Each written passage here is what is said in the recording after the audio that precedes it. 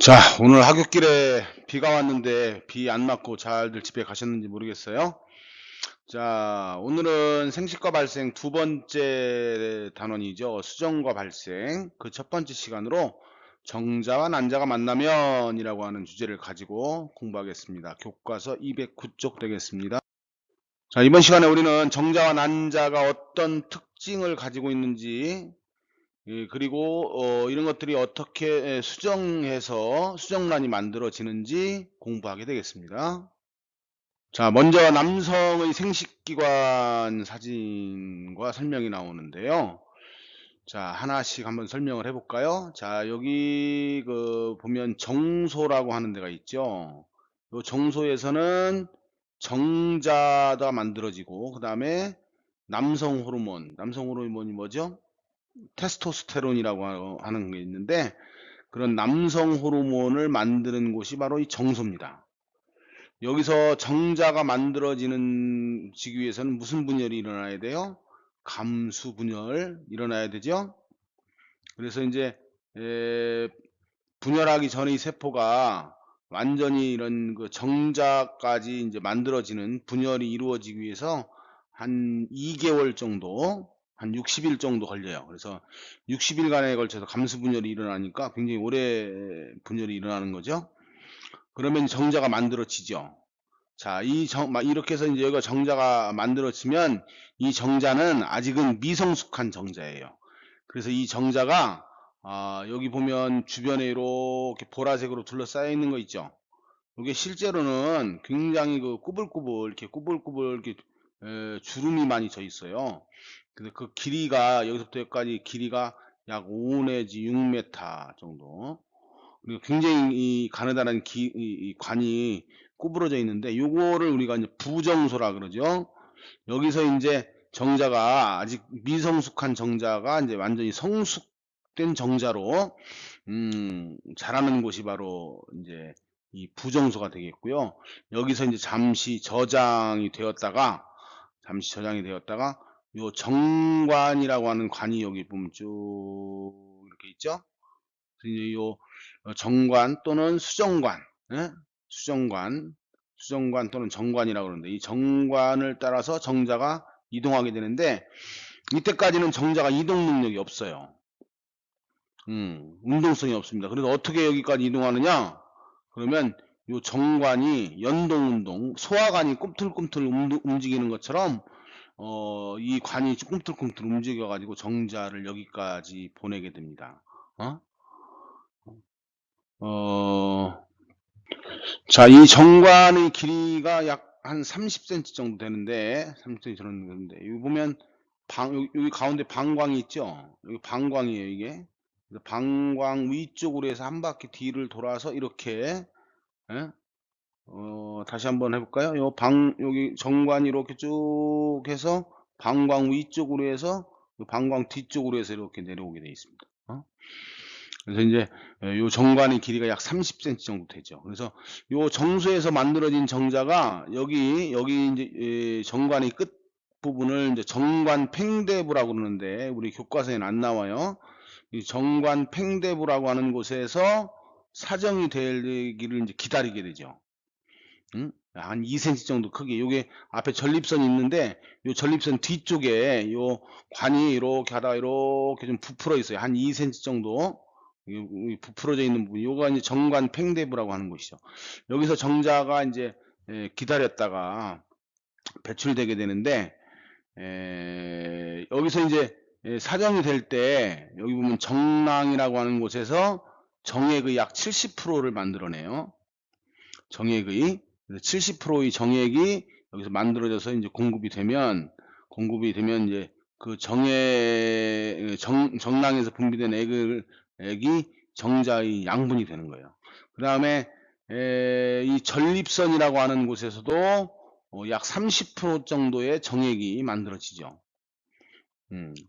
이것은 이제 정자가 여기서 이제 활발히 움직이도록 해주는, 그래서 전립선에 노출되지 않으면 정자가 운동하지 않습니다. 그래서 이제 여기서 이제 사정이 될 때 정낭과 전립선에서 같이 이제 정액을 만들어내서 분비를 하면 고요 이제 비로소 운동성을 갖게 되죠. 그것이 이제 여기 보면 그 방광에서 나오는 요 오줌기를 요도라 그러죠. 그래서 요도를 따라서 쭉 해서 인제 체외로 배출되는 이런 구조를 가지고 있는 것이 남성의 생식기관 되겠습니다. 자, 요 사진은 이제 정면에서 본 사진이죠.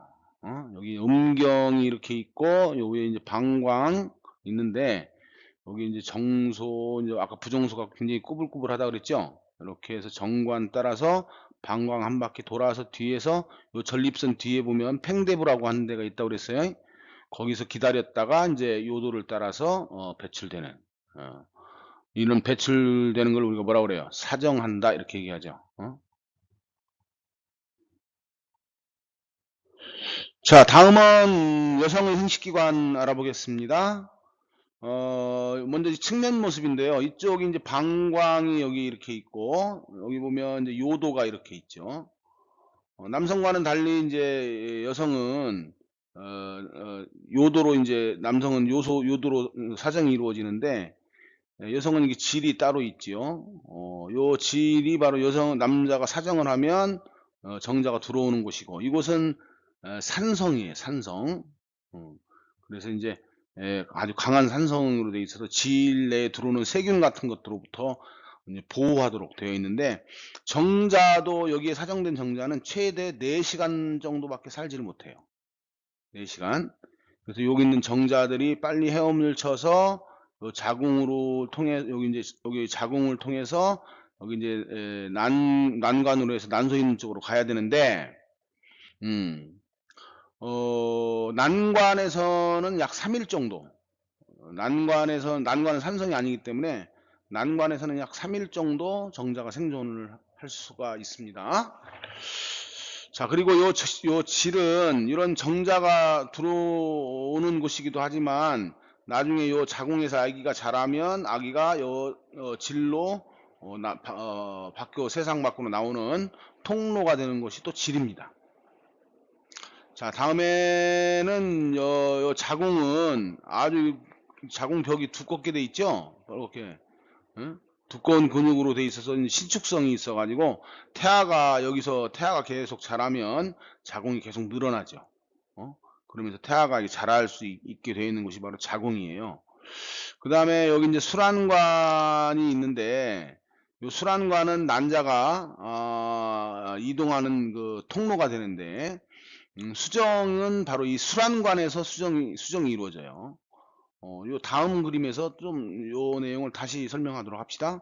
자, 그리고 이제 끝에는 난소가 있는데 요 난소는 난자하고 여성 호르몬 여러분들 잘 모를 텐데 에스트로겐, 프로게스테론이라고 하는 그런 여성 호르몬이 있는데 이 여성 호르몬을 만드는 데가 바로 난소가 되겠습니다. 자, 여기 이제 정면 모습인데요. 아까 이제 설명 못했던 걸 여기 다시 하려고 그래요. 여기 질내에 사정된 정자가 여기 자궁 입구를 자궁 경관이라고 그런다 그랬죠? 경관을 통해서 자궁을 통해서 쭉 이렇게 올라가요. 어디까지 올라가느냐면 이렇게 꼭대기까지. 예. 요 가는 관을 뭐라고 그러냐면 수란관이라 그러죠. 요 끝에가 나팔처럼 이렇게 벌어졌다고 그래서 요 끝부분을 나팔관이라고도 합니다.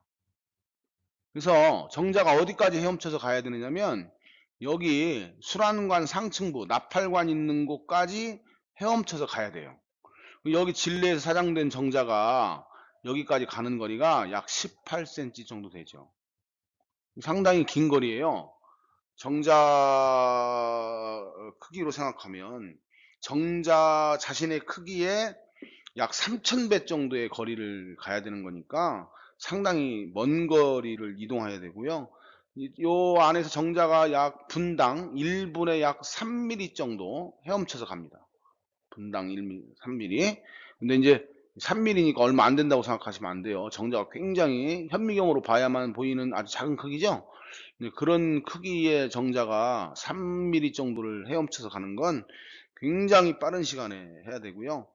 여기서부터 여기까지 도달하는데 질에서 요 꼭대기까지 도달하는데 약 1시간 정도 1시간 전후로 이렇게 걸리는 것으로 되어 있습니다. 다음에 요 난소가 여기 있죠. 그래서 난소가 여기서 이제 난소에서 난자가 쭉 자라가지고 한 달에 한 번, 한 달에 하나씩 난자가 여기로 배란이 되도록 이렇게 돼 있습니다. 그러면 이 배란된 난자와 이 배란이라는 말을 썼는데 요 난소에서 난자가 빠져나오는 거를 우리가 배란이라 그래요. 배란. 그 배란이 되면 이제 여기 있는 정자하고 수정을 하게 됩니다. 자, 또 한 가지 학생들이 궁금하게 생각하는 것이 있을 수 있는데 정자가 여기까지 헤엄쳐 와서 이쪽으로 가는 정자도 있고 이쪽으로 가는 정자도 있는데 이쪽으로 가는 정자는 뭐 난자도 못 만나고 죽을 수밖에 없죠.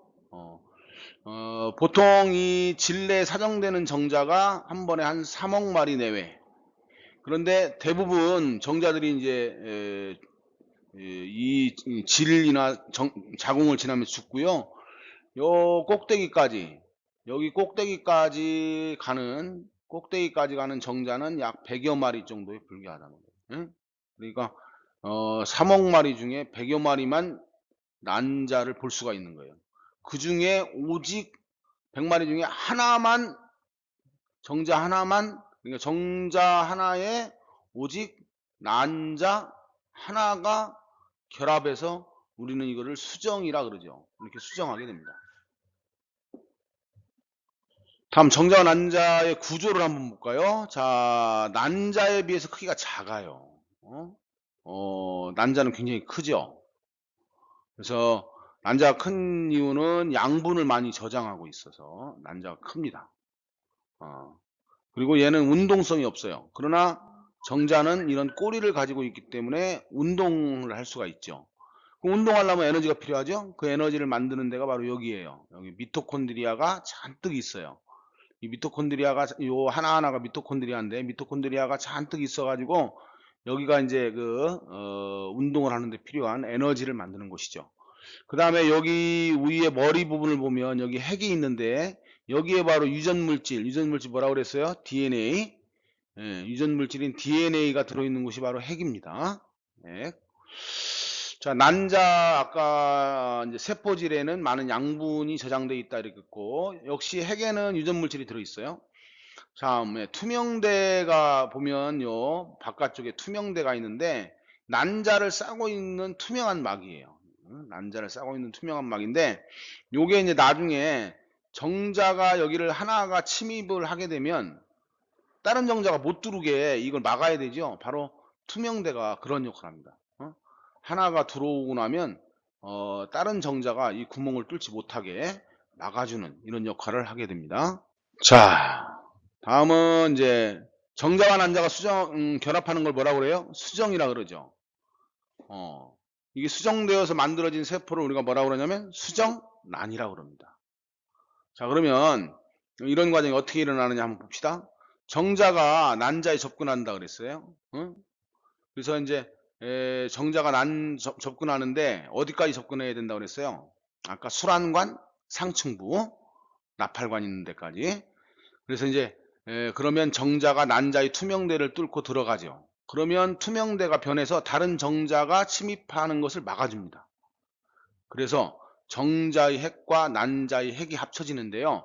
자, 정자와 난자는 감수 분열에 의해서 그러니까 우리 사람은 46개의 세포를 가지고 있는 체세포가 있는데 요게 이제 감수 분열에 의해서 23개의 세포를 갖는 요게 이제 감수 분열에 의해서 23개의 세포를 갖는 생식세포, 즉 정자와 난자를 만들어내죠. 그러니까 각각이 23개씩을 갖고 있는 거예요. 그러면 나중에 이게 합쳐지면 어떻게 돼요? 수정란은 46개의 염색체를 갖게 되는 거죠.